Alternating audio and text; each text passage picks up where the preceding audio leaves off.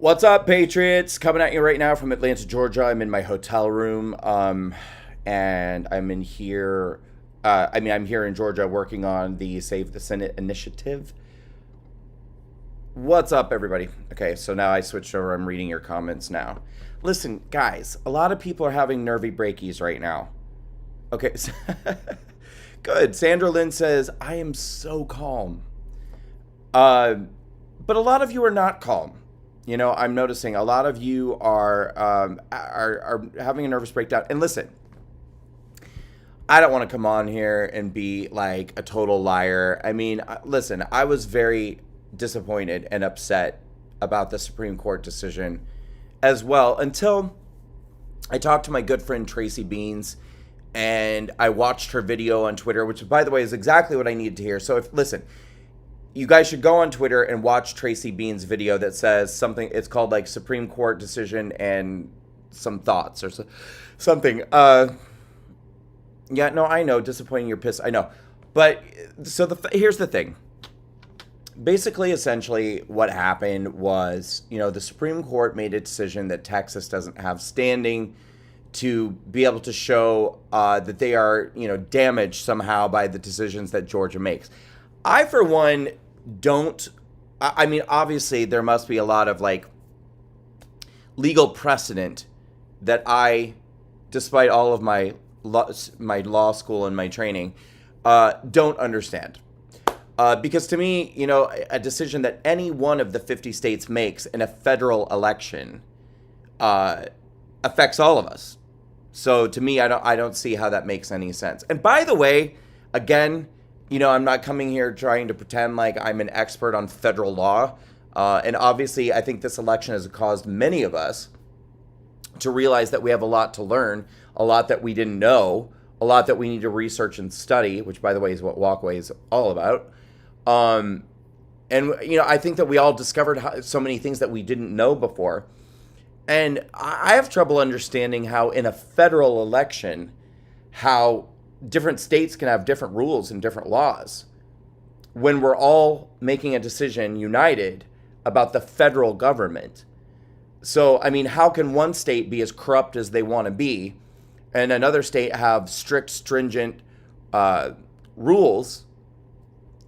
Shouldn't there be a federal mandates that apply to every state, and we all have to follow the exact same system, the exact same rules, the exact same machines or no machines, the exact same counting procedures?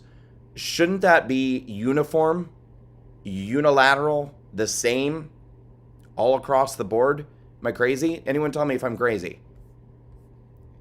BB gets it. She says exactly. Well, of course I'm right. I'm always right.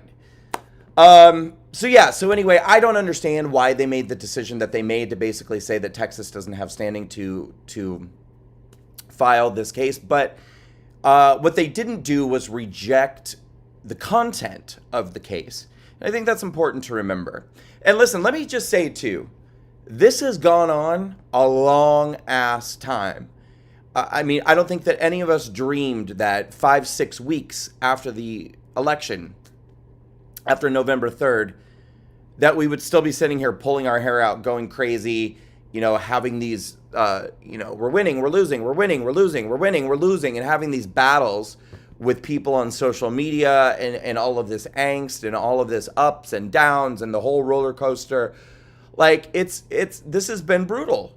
It's been absolutely brutal. And so what I don't want to do is come on here today and, extend or, continue, I think, the misery that so many people are feeling. Like, I don't really want to be, I don't want to be a part really at this point of being like, don't worry about what happened today because the next thing is this. I mean, honestly, that is the truth. And Tracy Beans, again, said it so well. The Trump legal team has their strategy. Sidney Powell has her strategy, which is two separate things. And then what Texas did was really a case that came out of nowhere. And, it was, now one thing I will say is that many people that I thought were very much in the know had told me that if a state sues another state, it's basically a direct route to the Supreme Court and good to go. So I was operating under the assumption that the person who told me that knew what they were talking about, and that this was sort of a slam dunk, which clearly it was not.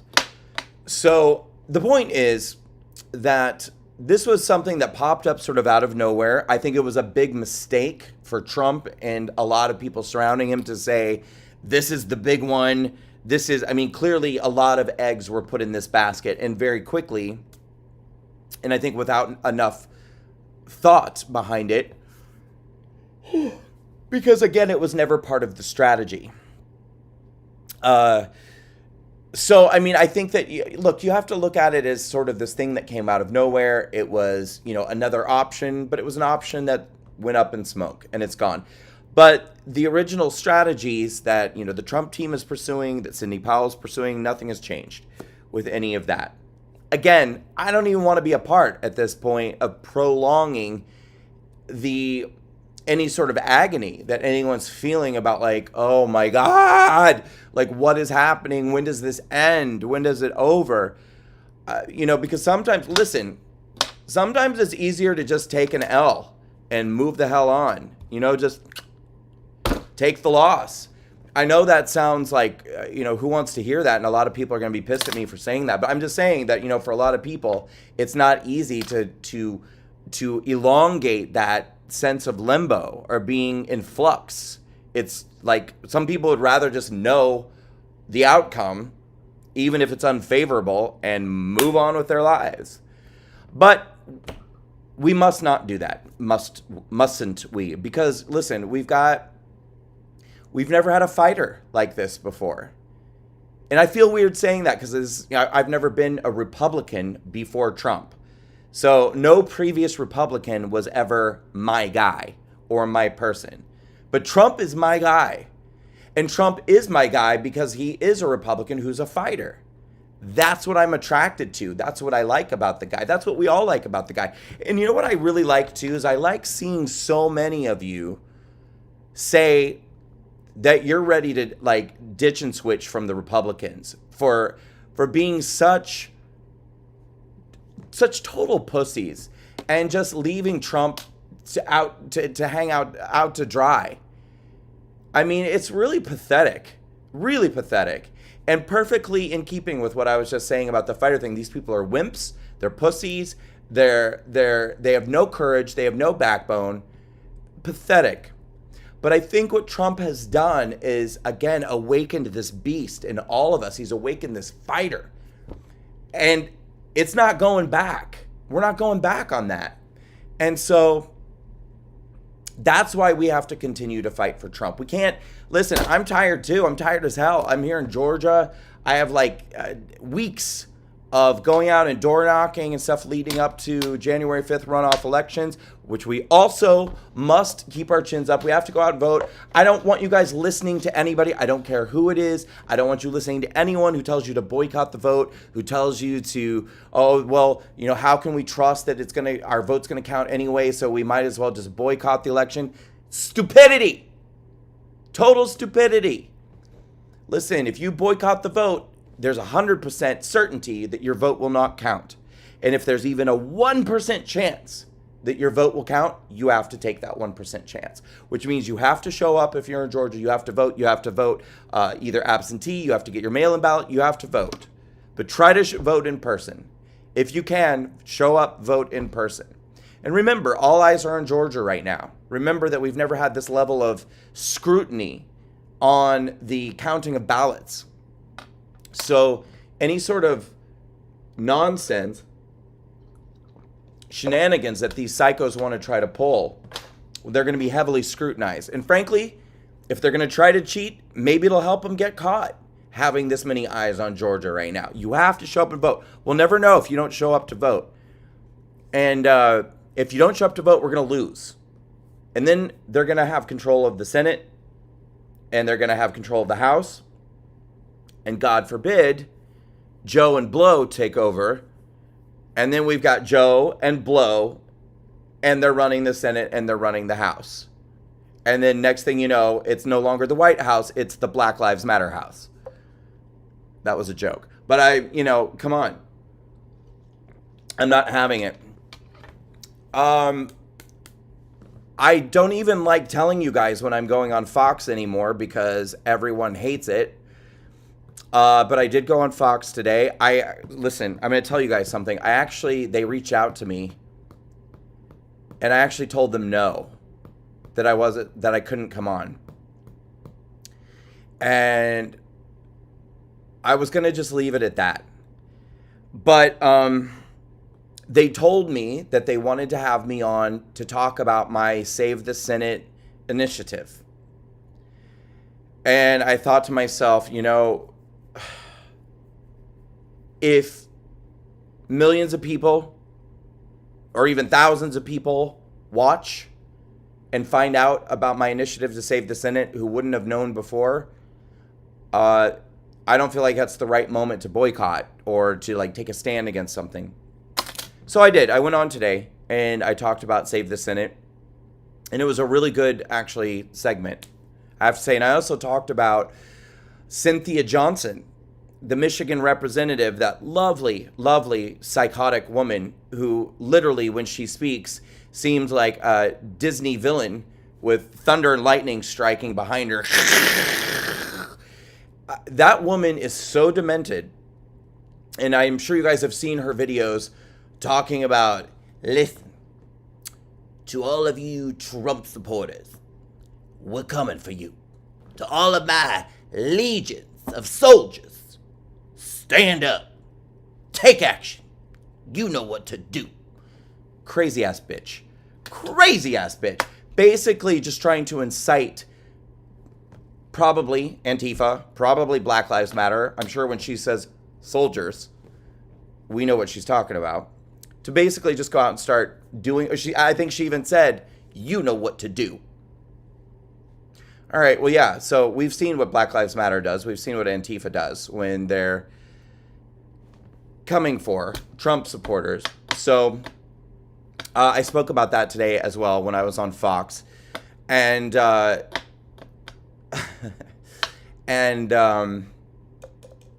so that was good too. Listen, it was nice to know that she was stripped of her committee duties as a representative in Michigan. She actually should be removed from her position entirely, because you can't incite violence against a political party and be a representative for your state. It doesn't work that way. It doesn't work that way, my beloved.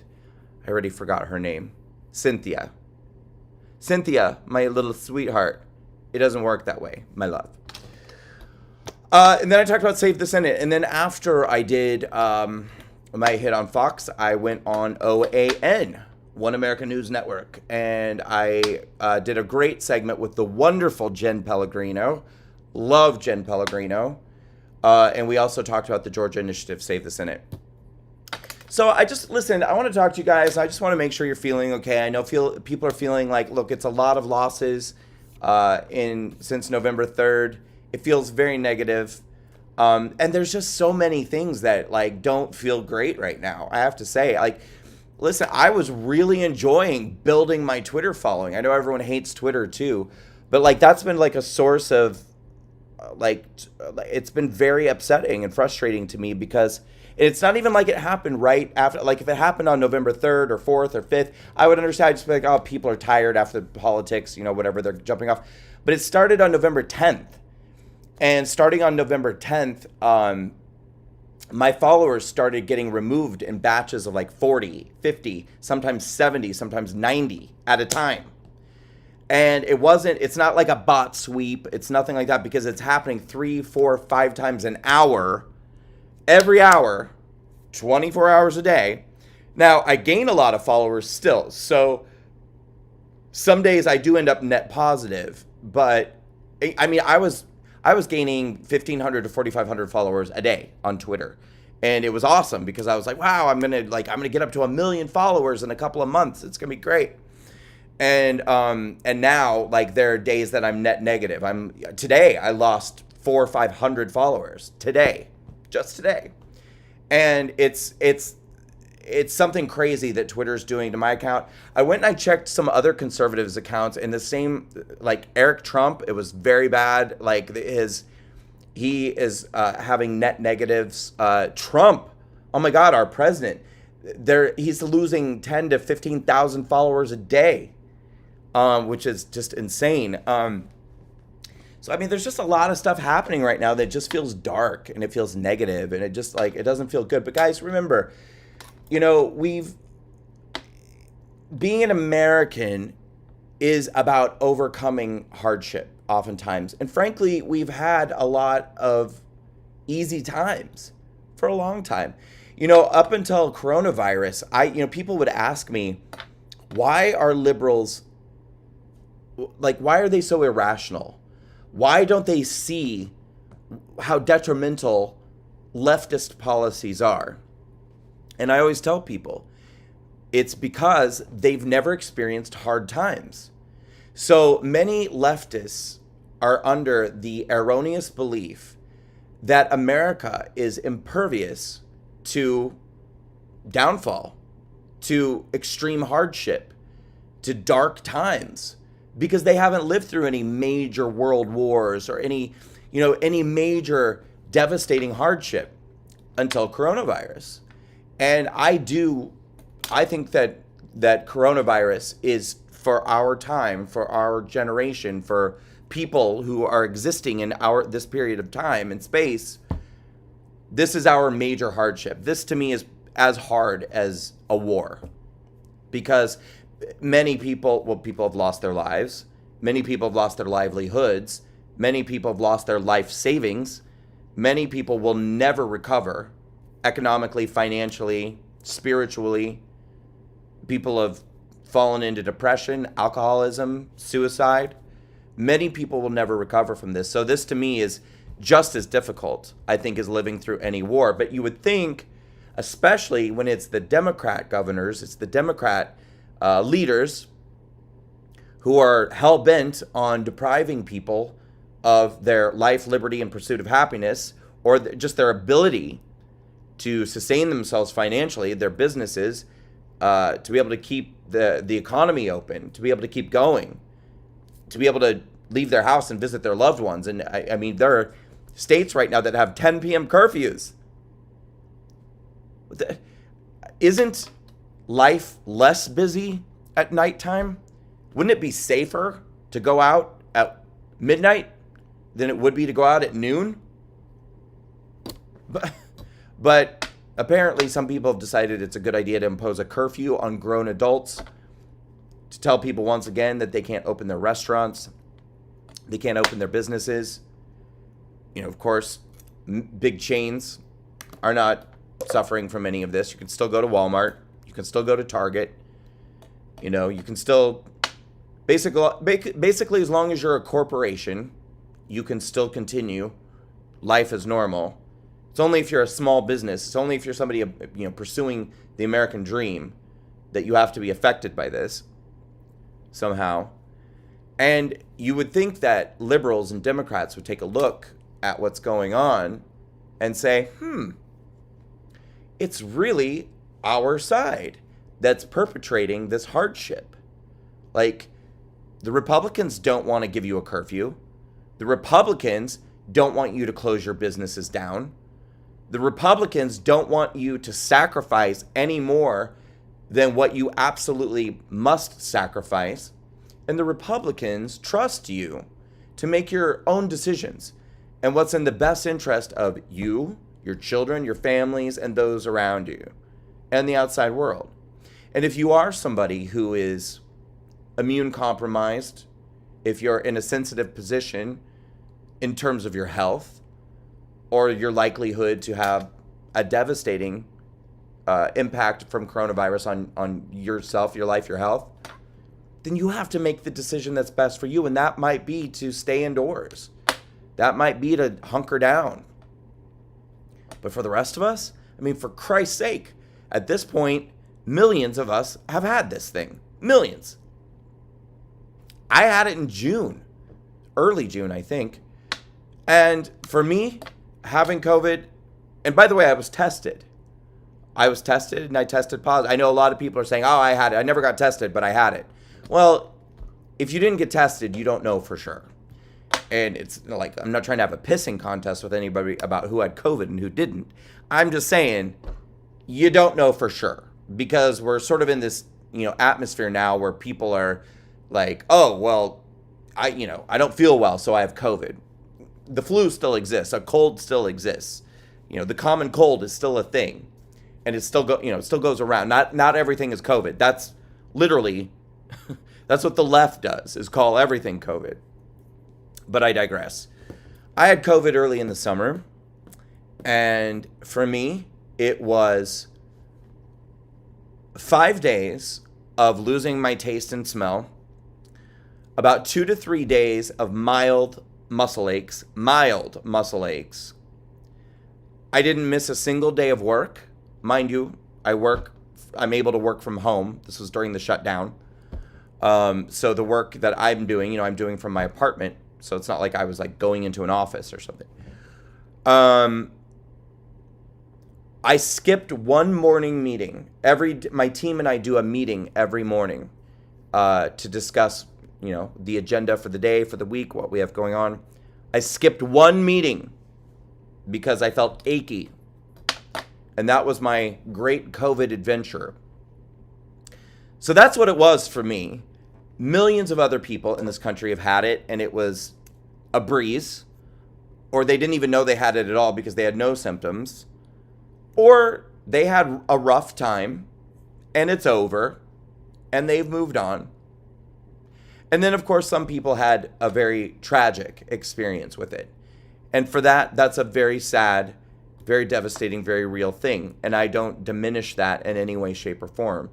It's very terrible for anybody who had a horrible time or, even worse, lost their life. Terrible.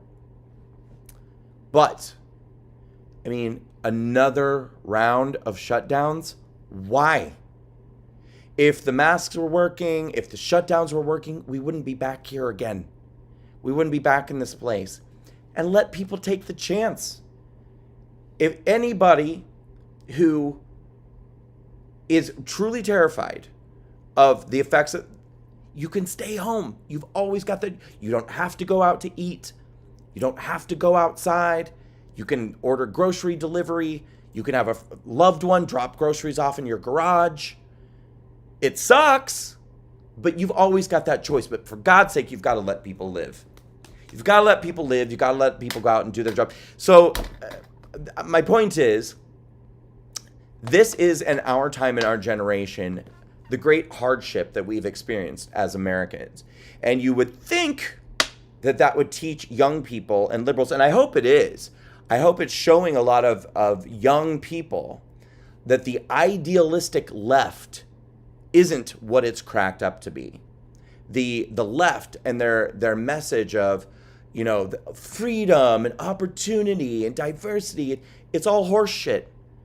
The first chance they get, they're taking complete control of your life and they're shutting you down. And it is the conservatives who are saying, be free. Be smart, be responsible, but be free. That's not the left telling you that. That's the right. So I hope you guys are paying attention. Oh, boy. Anyway, we've experienced many hardships in our country's history. We're experiencing hardships now. We will experience hardships in the future. That's nothing new for Americans. But it's, what are we going to do? And I take a lot of comfort in knowing that people really have woken up to the fight.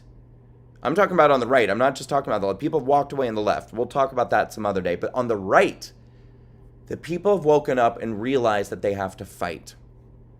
And I'm one of the few people who spent the last 2 years and even the last year when we had to start doing events outside, when we had to start doing rallies. And my team and I, by the way, we're spending $10,000 to $15,000 a week traveling around, doing rallies all across the country. We went to all the battleground states. We went to all of the states where, the ones that weren't just the battleground states. We went to California. We went to New Jersey. We did 20 different rallies. And I believe we were in at least 15 different states, at least.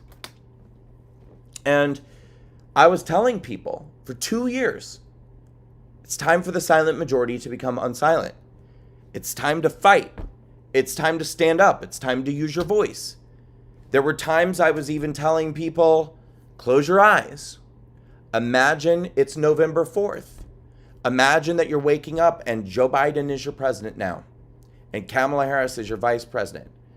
Imagine it's the day after Election Day and we lost. What would you give now to turn back time and show up and fight when we needed you to fight? And I think that a lot of people did wake up. I know that they did. I watched it happen. But it wasn't enough. It was not enough. And I took pride in the number of people that we were able to activate, because I know it wouldn't have happened if me and my team didn't work so hard to activate people. But in the end, it wasn't enough. Because what it should have been is what we saw in DC a few weeks ago after the election. Hundreds of thousands out marching for Trump. Why did it take having to lose him or get this close to losing him? I don't know where we are now. I don't know if we've lost him. We may have. We may not win.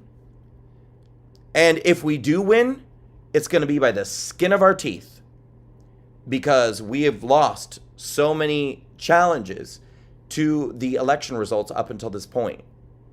But it has taken getting this close to losing Trump to wake everybody up. Everybody finally got the fuck out of bed. Finally. What if you had done that in 2018? What if you had done that in 2019? What if you had done that this summer?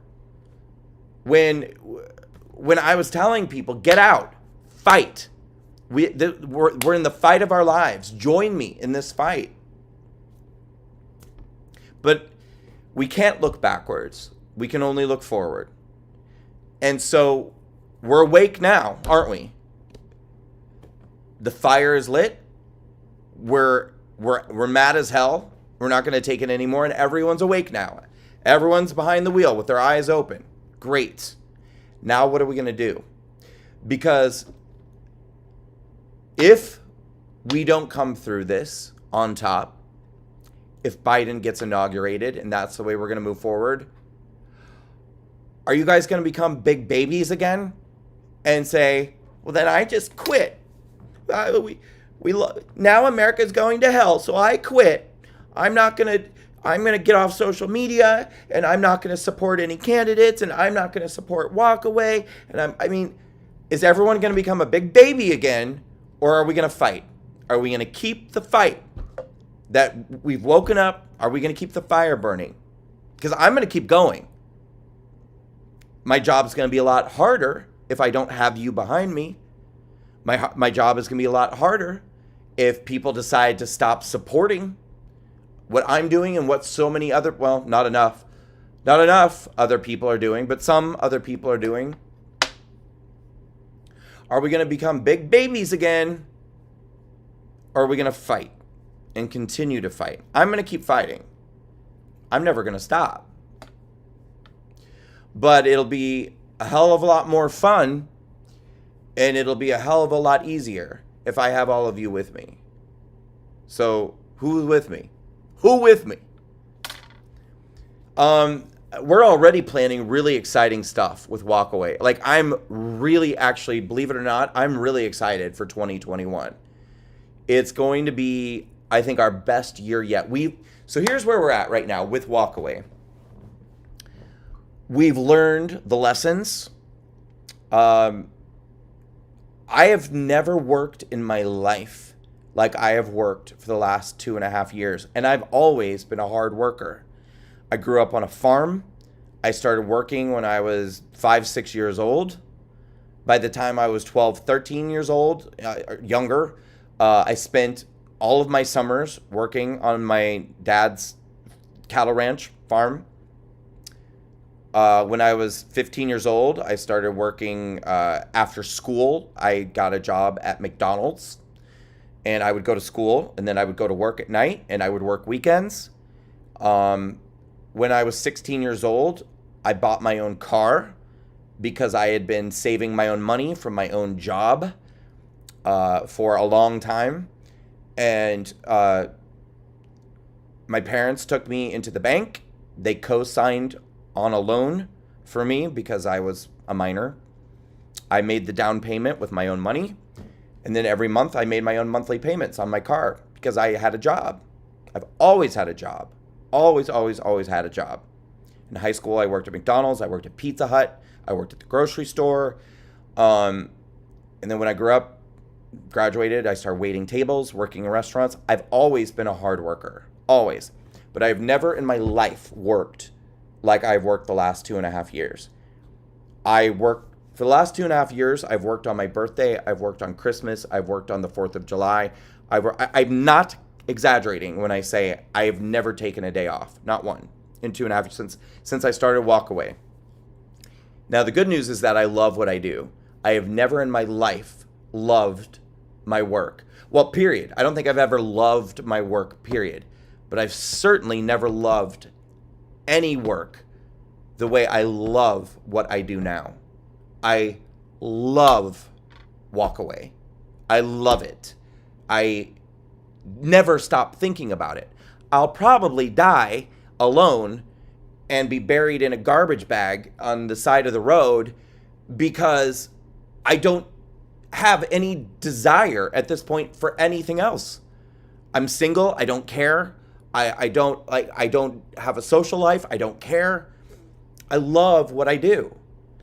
And I'm kidding. I hope I don't die in a garbage bag by myself, but I love what I do. And we've learned the lessons in the last 2.5 years from working so hard. We've learned what works, what doesn't work. We've learned where we were throwing our money away. We learned what the really good investments were. We learned who the good people were and who the bad people were. We learned who's trustworthy and who's not. We learned who's in it for the right reasons. We learned who to bring into the fold in terms of our own base of talent and who maybe we shouldn't work with going forward. I am so excited to continue to grow our own sort of network, our own army. I mean, how amazing is Shamika Michelle? And Carlin Borisenko, who I have watched with my own eyes throughout the course of this year go from being a good speaker to a great speaker to a phenomenal speaker. Carlin is a phenomenal speaker now. And I love that she's a part of the team. And Mikey, who I think is so brilliant, and he was so great at that debate that we did. Blair White, amazing. These are my people.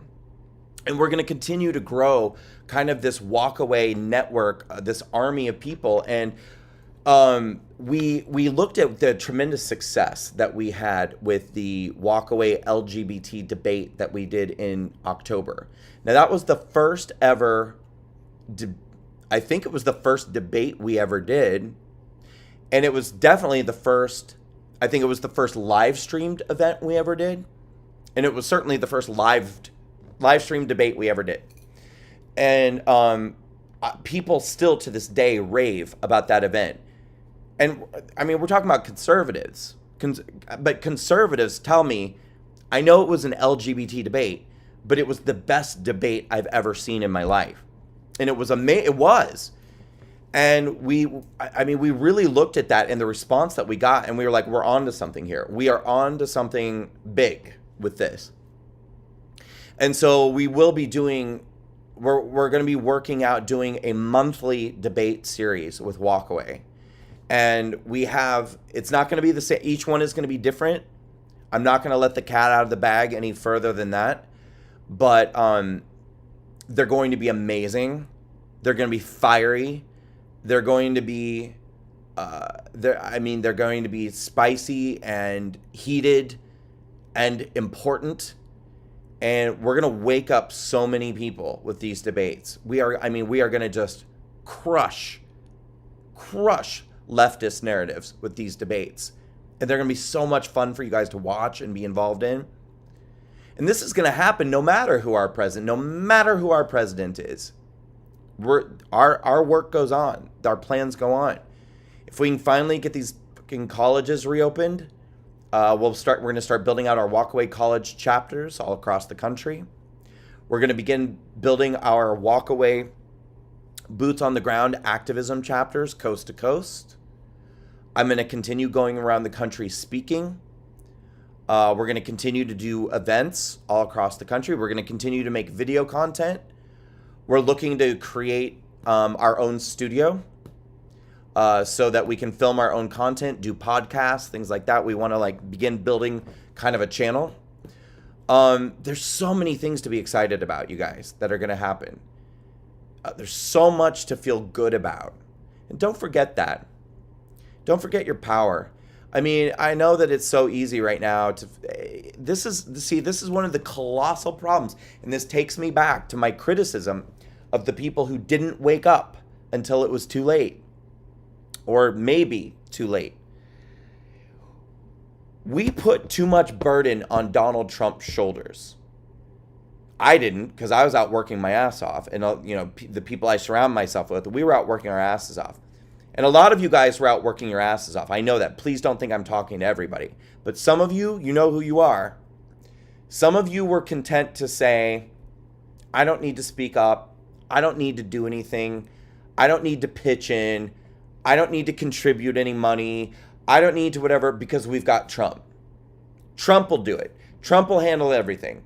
Trump will take care of this. Trump will take care of that. Because we've got Trump, we're safe. I don't need to worry about anything. Trump's going to handle it. And surely Trump will get reelected. So I get to just live my life and do my thing. And we'll all just lean on Trump. No. No, this is a group. We need everybody in this fight. We need everyone. You leaned too hard on Trump and built almost this expectation that we can't function without him.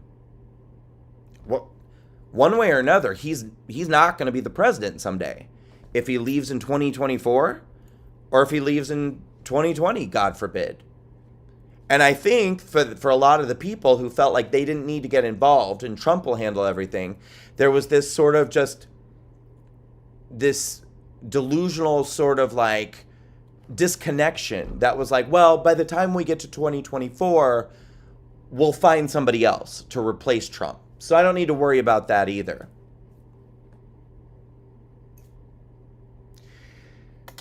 You snooze, you lose. And a lot of you guys were snoozing for 4 years. I mean, you can't just get on social media and bitch, and then not do anything. I've been trying to tell people for 2.5 years, get off your ass and do something. We come to your town. Come to our events when we come to your town. Get the hell out of your house. If you can't get out of your house, you can't, give us $5 so that we can keep going, so we can be the voice. I mean, we're now going into, in May, Walkaway will be 3 years old. That's young, very young. I mean, I understand we're still a fledgling organization. But as hard as we've worked, as much as we've proven ourselves, as much as we've done, surely we shouldn't have to, in 2021, be convincing people why they should support us. Good God, look around at the people, the organizations that are bringing in tens of millions of dollars every year, and they did nothing for you guys this year. Nothing. Yeah, and I will be talking more in depth about that after this election is settled, after the dust settles. We're going to have a long talk about some of your heroes. We're going to have a long talk about some of the people that you say, why isn't this person doing your event? Why isn't that person doing your event? Where's this person? Where's that person? Brandon, why don't you connect with her? She's so amazing. Why don't you connect with, where the fuck were these people this year? Where were your heroes? Where are they now when we're in a crisis? Where are the organizations that are making more money than God every year in the conservative movement? My little organization is out knocking on doors, getting people to phone bank. We're doing what we can. That's another conversation for another day. But the conversation for today is that certainly as we move into 2021, I think we've proven ourselves. I think we've shown ourselves. Nobody works harder than we do. No one. Nobody.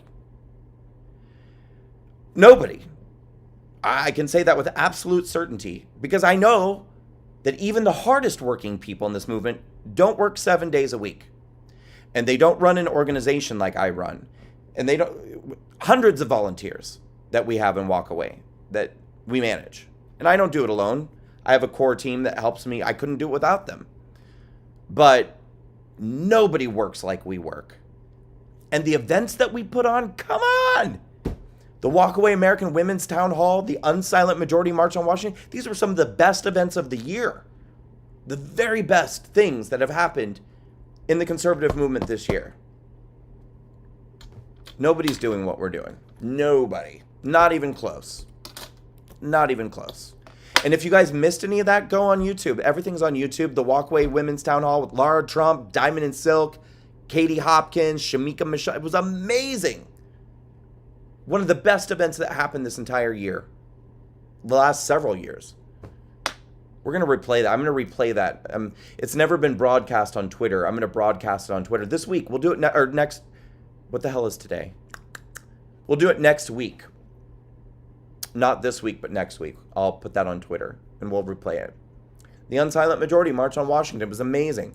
Scott Pressler, Lorenzo Lamas, Dan Crenshaw, Vernon Jones, we had Katie Hopkins, Shamika, Joy. I mean, it was amazing. So good. Anyway, how are you guys doing? Tell me how. Are you doing all right? Are you feeling okay? I mean, for those of you who felt like you took a hard knock today with the Supreme Court, how are you feeling now? Someone said, God bless you, Brandon. You can bring me to tears. Well, that's what I do. I make girls cry. I've always been that guy who makes girls cry. Especially when they find out they can't have me. Just kidding. Oh, boy. Not giving up. Someone says depressed as hell. Someone says like shit. Very disappointed. Wow. Okay, I thought. Someone says suicidal. Feeling down. Disillusioned. Very sad. LOL. Brandon 2028. Brandon 2028. Who's going to run 2024? Who's going to run from 2024 to... Why do I have to wait till 2028? I don't want to run in 2024. Don't worry about it. I'm too young and I have too much living to do. So, very sad, not great, feeling mad, ready to kill. I like that. I accept ready to kill.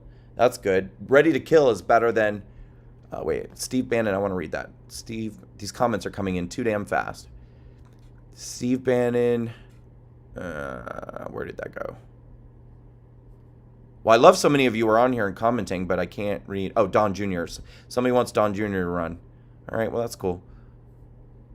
Damn, I really wish I knew whatever. Someone said something about Steve Bannon. I wanted to read it.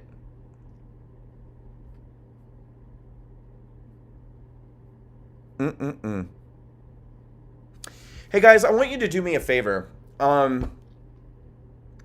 So, someone says, Don Jr., 2024, Brandon, 2030. Now I've been pushed back to 2030. 2030, that's not even an election year. It's going to be 2028 or 2032. God, that's really getting along, isn't it? Like, who? I don't think I planned my life past, like, 2010. I wasn't even supposed to be here right now. Okay, so listen, I want you guys to do me a favor. I came up with this idea for a show that I want to do, a weekly show. I originally pitched it to Fox. I did not get a reply from them. Now I think maybe that was a blessing. So then even before everyone got mad at Fox after the election, so probably around the month of September, I pitched it to Newsmax. And the woman that I spoke to at Newsmax, who's kind of their head of talent, was really excited about it. And then I don't know if things just got crazy because they've now they have like this huge new audience, and maybe they're just trying to figure out how to deal with that. But the conversation has not continued in the way I would like it to do. So here's what I want you guys to do. So this is the idea. I don't know if any of you remember that in 2018, I was doing a Sunday night podcast, a live podcast every Sunday. And the format was that I would have 3 guests. The first guest was a celebrity guest, someone like Roseanne Barr or Dinesh D'Souza or Antonio Sabato Jr. I always had my first guest was a celebrity guest. Then I would have kind of like the Walkaway of the week. The person whoever had made the Walkaway testimonial that week that was really grabbing attention, that was going viral, I would have that person on and interview them about their Walkaway story. And then the last guest was like an investigative journalist, just to talk about the news that the news isn't telling you. So I think I'd like to cut the investigative journalist and just make it like a celebrity guest and a Walkaway guest, something like that. Do it once a week, a half hour long, and I would love to do it on Newsmax. Have it air on Saturdays or Sundays, just like a weekend program, one day a week, because that's all I can handle right now. I'm too busy to do a daily show. I couldn't do it. So what if you guys started pushing Newsmax on my behalf and told them that you want this show? Will you guys do that for me? Get on Twitter, get on social media, whether Twitter, Facebook, whatever, go to their pages and be relentless about it. Get in their comments, say, we want Brandon Straka to have a show. We want Brandon Straka to have a show. We want Brandon Straka to have a show. We love Brandon Straka. Will you guys do that for me? Because they've already got the pitch. They already said they loved it. And then there's no forward motion. So let's create the forward motion. But don't just do it today, you guys. Do literally, I need every day for weeks. Make it a point, please. Once a day. Everyone watching, once a day. Get on Twitter, get on Facebook, go to Newsmax, and be like, we want Brandon Straka to have his own show. We want you guys to do a weekend show, Saturday or Sunday, with Brandon Straka. Okay? Do that. And I'm going to keep pushing them from my end, too, because I think it would be awesome. Just a half-hour show. We'll laugh. We'll talk about the issues. We'll talk about whatever. It'll be different than anything anyone else is doing. Because it'll be, of course, I'm always going to pepper in politics and whatever the topics of the day are, what we're going through. But I also want to make it about culture and bring in entertainment and talk about other stuff. Get our minds off of all the drama and have some fun together. Don't you guys think that that's a great idea? Let's have a good time. Let's have some fun with one another again. Let's not just be depressed all the time, right? Love it. All right, cool. So do that for me, please. And all right, listen, I hear you guys, because I asked you guys how you're doing, and a lot of you are saying anywhere from sad, mad, disappointed to one person said that they were suicidal. What else we got? I'm just trying to scroll back and find. Oh, it's too far up. Don't despair, ladies and gentlemen. This is not over. We're not done. Let's let the Trump legal team and Sidney Powell's team continue their strategy. Nothing has changed with that. The thing with Texas was a disappointment, but the Supreme Court didn't reject the case based off of content. They rejected the case because they said that it defies legal precedent for a state to claim to have damage or standing to sue another state for for damages or whatever legalese you want to call it.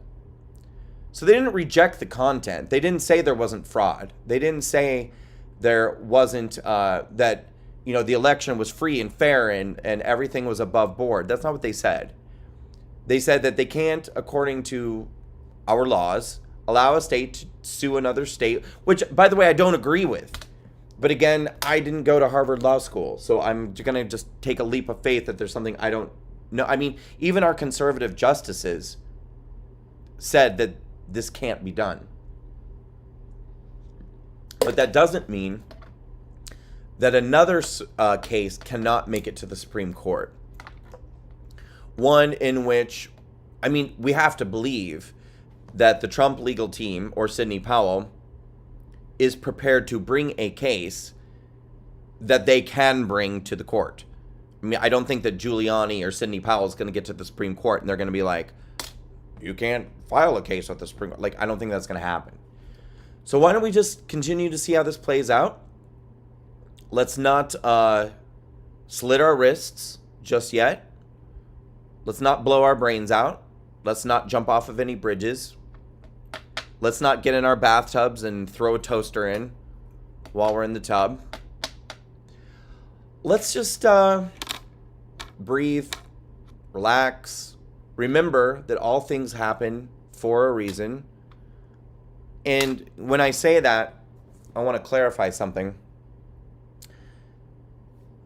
I don't believe that all things happen for a reason. I think that some things happen for a reason. By that, I mean the reason becomes clear to us, either in the present or down the road, that we're shown that there was a reason why something happened. And then I think other things happen, and it's up to us to create the reason why that happened. In other words, if something negative, damaging, devastating happens in your life, and this, by the way, before I finish this point, this was something that came to me. It was a moment of clarity that I had after I got sober, which was almost 6 years ago. Next month I'll be sober 6 years. And in my sobriety, one of the things that I discovered was that you never have to despair if you recognize that you can create a solution to every negative thing that happens in your life, or you can create a purpose or a reason. That doesn't mean that you can necessarily fix the thing that's causing you pain, or that's causing you discomfort, or that's causing you strife. But what you can do is take it and use it as an opportunity to create and to build, so that you can take that pain, that discomfort, that devastation, and make it into something useful and beneficial for your own life. Sometimes the pain comes to you and the reason is clear. This is what you're supposed to learn. This is what you're supposed to be shown at this moment. Sometimes it's not clear and it just sits there and it's just pain. It's just pain, like on your lap, just sitting there, and you're going, my God, okay, thank you, pain. What the fuck? Thank you. What am I supposed to do with you? That's the question. And that in itself is the reason why it happened, because you have to create the purpose. You have to take that and make it something else. You say, okay, what am I going to do to overcome this pain, to change the situation into something? And so I think that many of you are being shown in the most painful way, because sometimes that's the only way that we learn and the only way that we grow is when we're in immense pain, because we want to get out of the pain. We want to overcome the pain. So we have to change something. We can't just keep doing the same thing with the pain. We have to change. And so you have to figure out, how can I change to take control of the situation so the pain isn't killing me, but that I'm using the pain to make my life better or make my situation better. And I think that a lot of people are being shown right now in a very painful way that they need to change, that they need to stop being afraid, stop being quiet, stop being controlled by what you're afraid other people might do to you or say to you, or what will happen to you if you stand up for yourself. Now, could it be worse? The pain you're feeling right now, whatever you're afraid might happen to you if you stand up, if you speak out, could that possibly be worse than what you're feeling right now? And if the answer is no, then you've got nothing to lose. Nothing to lose. You might as well stand up for yourself. You might as well take control. You might as well tell the truth and say, to hell with anybody or anything who doesn't like what I have to say or what I believe. Because there's nothing wrong with me. There's nothing wrong with what I believe. And I don't know, that may or may not be what you're supposed to be, to learn or be shown or to create from the situation. But maybe it is. And take some comfort in knowing that you do have the ability to overcome the pain and to create a situation for yourself. I was in immense pain when Hillary Clinton lost the 2016 election. Much worse than I feel right now. I mean, I was in so much pain and so much despair that Donald Trump had been elected that I was forced to go out and start learning things that I didn't want to learn. I didn't want to talk to conservatives. I didn't want to learn why people like Donald Trump. I didn't want to be exposed to people like that. I was very comfortable and content in my own little bubble, in my own little world, doing my own little liberal thing, being a gay liberal in New York, doing my thing. I was very happy, content, and comfortable in that bubble. And then the bubble burst. And my world was shook. I was shook. And I was in so much pain that went on for weeks that I literally had to have a talk with myself one day. And I said, I cannot continue this way. I can't function in this much pain. I can't. This is no way to live. I can't live like this. And so I got outside of my comfort zone and I started asking questions and I started talking to people and I started asking people why they voted for Trump and I started doing research. And it changed my whole life. It literally made me into a different person. And then that change in my life made me create the Walkaway campaign. And the Walkaway campaign gave me something that I love more than I've ever loved anything in my entire life. Something that I'm glad to sacrifice Christmas and my birthday and the 4th of July so that I get to work on something that I love.